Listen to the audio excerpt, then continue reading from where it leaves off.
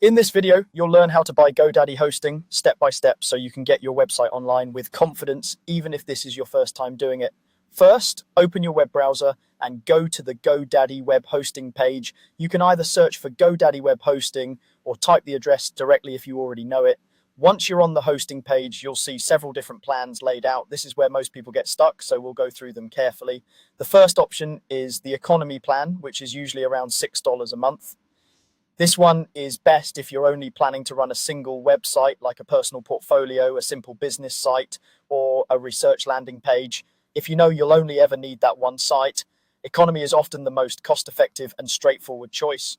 If you think you might want more than one site, look at the deluxe plan, usually around $8 a month. This is designed for people who want to host multiple projects because it lets you run up to 10 websites on the same account.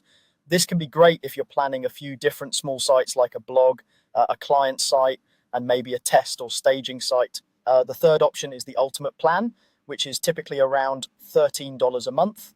This one is built for higher traffic or more resource intensive websites. It comes with more storage and a free SSL certificate for all of your sites on that plan.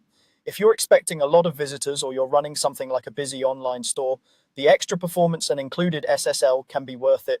Once you've chosen the plan that fits your needs, click to select it, and GoDaddy will ask you to choose your term length. Here you'll usually see two main choices: an annual term, which is 12 months or more, and a monthly term.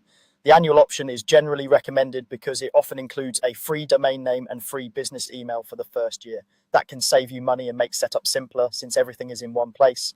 The monthly option gives you more flexibility, but it usually costs more per month and does not include the free domain or email, so keep that trade-off in mind. After you've picked your term, click Add to Cart. You'll then be taken to a customization or add-ons page. Here, GoDaddy may offer website security features like extra backups and a firewall. While these can be useful, most 2026 hosting plans already include basic daily backups.